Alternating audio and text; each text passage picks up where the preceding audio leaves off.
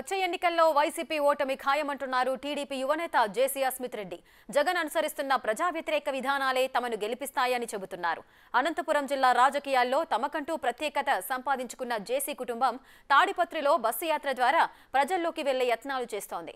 ఓవైపు ప్రభాకర్ రెడ్డి, మరోవైపు అస్మిత్ రెడ్డి కలిసి పెద్ద ఎత్తున కార్యకర్తలతో పాల్గొంటూ క్యాడర్లో ఉత్సాహం నింపుతున్నారు. ప్రజల నుంచి తమకు ఊహించిన దానికంటే ఎక్కువ రెస్పాన్స్ వస్తుందంటున్న అస్మిత్తో బిగ్ టీవీ ప్రతినిధి యోగానంద్ ఫేస్ టు ఫేస్. సాధారణంగా ఎన్నికలు వస్తే నాయకులు జనంలో ఉంటారు. కానీ జేసీ ఫ్యామిలీ రూట్ సపరేట్. ఎన్నికలు ఉన్నా లేకుండా నిత్యం జనంలో ఉంటూ వారి సమస్యలు తెలుసుకుంటూ ఉంటారు. తాజాగా పెద్దవడుగురు మండలంలోని బస్సు యాత్ర ద్వారా ప్రజల సమస్యలు పరిష్కరించే ప్రోగ్రాం చేపట్టారు. ఈరోజు చివరి రోజు కావడంతో భారీగా జనసందోహం హాజరయ్యారు. జేసీ అస్మిత్ రెడ్డి ఉన్నారు. ఏం చెప్తారు? సాధారణ ఎన్నికలు ఉంటే జనంలో నాయకులు ఉండడం సహజమే, కానీ మీరు ఎప్పుడు ప్రజల్లో ఉంటారు. ఏమి అదే అన్నా మా బలము, జనమే మా బలం. జనం వల్లనే మేము ఇన్ని రోజులు, ఇన్ని దశాబ్దాలుగా మేము ఇంకా పవర్ లో ఉన్నామంటే కేవలం వాళ్ళనే. పోయినసారి కూడా ఖచ్చితంగా గెలిచే వాళ్ళమే. ఏమంటే ప్రతి ఒక్కరు ఆశపడ్డారు, నాలంటోడే ఊగినాడు, ఒక్క ఛాన్స్ అంటే ఎందుకు పోకూడదు మనం కూడా అంటే అప్పుడు పెద్దనాన్న వాళ్ళు నాన్నగారు చెప్తే మేము అర్థం చేసుకున్నాము.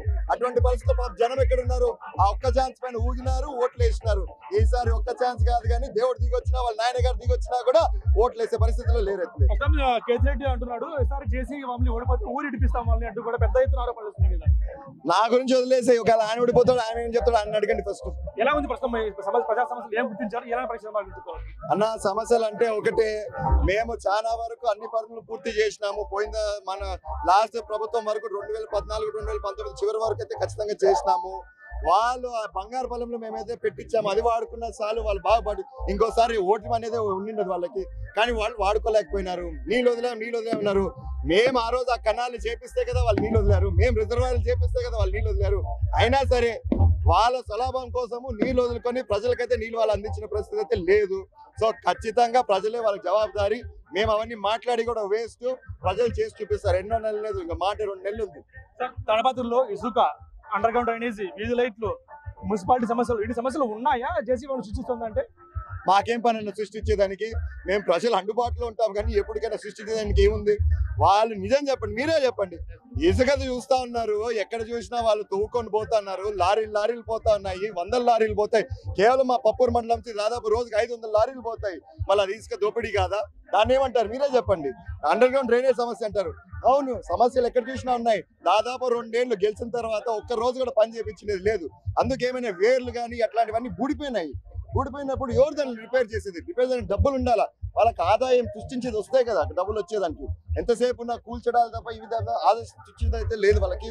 సో ఖచ్చితంగా చాలా సమస్యలు ఉన్నాయి.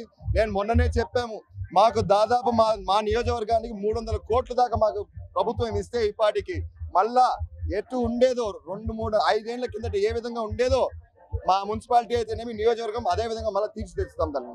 మొత్తం పాలిటిక్స్ విషయానికి వస్తే జేసీ 2 టికెట్ల 3 టికెట్లు అని బయట చర్చ బాగా జరుగుతుంది. సరే ఎంపీగా ఉండి లేదా రాయదుర్గం ఎమ్మెల్యే కూడా మీ బంధువులు వస్తున్నారు కూడా బయట ప్రచారం జరుగుతుంది. అన్న ఎన్ని టికెట్లు అయితే ఏముందన్న? జేసీ ఫ్యామిలీ అయితే పోటీ చేస్తుంది కదా, జేసీ ఫ్యామిలీ అయితే ఎక్కడికి పోదు కదా. మళ్ళీ ఇంకా వీళ్ళకి అదంతా వాళ్ళకి పోటీ చేయమని అంతే. అవతల వాళ్ళకి నేను చెప్పేది దానికి మించి నేను నిలబడతాను, పెద్ద నిలబడతాడు, అన్న నిలబడతాడు, వాళ్ళకి అనవసరం. ఎవరిమో ఒకరం జేసీ ఫ్యామిలీ నుంచి నిలబడుతున్నాము, ఖచ్చితంగా గెలుస్తున్నాము. ఏంటి ఇంత జనం అన్న? భారీ ఎత్తున జన సమీకరణ చేశారా? వాళ్ళ సొంతంగా వచ్చారా? అంటే ఇంత ఎత్తున ఎక్కడ చూడలేదు మేము ఇంతవరకు కూడా. సభలు ఇన్ని తిరిగా కానీ ఎక్కడ ఇంతమంది చూడలేదు. అన్న మొబిలైజేషన్ అంటే ఈ కాలంలో కాని పని. అది ఇంతకు ముందు అంటే ఏదో అయ్యేది, బిర్యానీ ప్యాకెట్, మందు ప్యాకెట్, లేదు ఏదో విధంగా మనం ఆసక్తి చూపించి వాళ్ళని తీసుకొచ్చేవాళ్ళం. ఈ కాలంలో ఎవరన్నా వచ్చేది?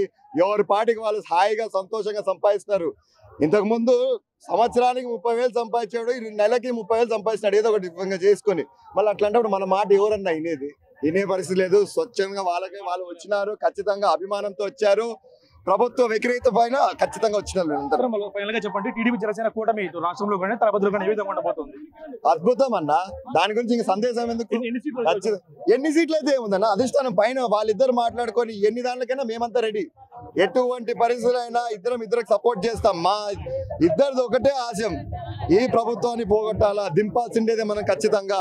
వీళ్ళకి ఇంకో విధంగా ఇంకొక 5 ఏళ్ళు మనం ఇచ్చామంటే మాత్రం 30 ఏళ్ళు కాదు 100 ఏళ్ళు వెనక్కిపోతుంది మన రాష్ట్రం. ఖచ్చితంగా బ్రిటిష్ కాలం ఎంతో బాగుండేది. అప్పుడు కనీసం మనం పోయి సెల్యూట్ కొట్టినామంటే ఏదో మన మాటనే వినేవాళ్ళు. ఇప్పుడు మాట వినేవాడు కూడా అన్న, ఆ పరిస్థితే లేదు. సో ఖచ్చితంగా ఈ ప్రభుత్వాన్ని మనము దింపాల్సిండేదే దింపుతాము, ఖచ్చితంగా దానికి ఎంత దూరమైనా పోతాం. సార్ మనం బాబు గారిని కలిసారు, బాబు గారిని కలిసి మనం ఏం మాట్లాడారు బాబు గారితో? అన్న నేను కలిసలేదండి బాబు గారిని, వాళ్ళని అడగండి. నాన్నగారు అన్న నాన్న వాళ్ళందరూ వాళ్ళని అడగండి, నేను కలిసలేదండి. నాకు బాగాలేదు యాక్చువల్ గా, ఈ రోజు కూడా జ్వరంగా ఉంది.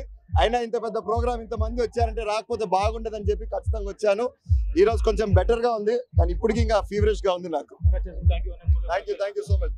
భారీ ఎత్తున జనసంద్రమ మధ్య బస్సు యాత్ర ఈ రోజు ఆఖరికి చేరుకుంది. దాదాపుగా టీడీపీ జనసేన కూటమి భారీ ఎత్తున ఈసారి విక్టరీ కొట్టబోతున్నాం, అధికారం రాబోతున్నాం. ఎన్ని టికెట్లు వచ్చినా సరే జేసీ ఫ్యామిలీ పోటీలో ఉంటుందంటే కూడా జేసీ రెడ్డి గంటాబాబు చెప్తున్నారు.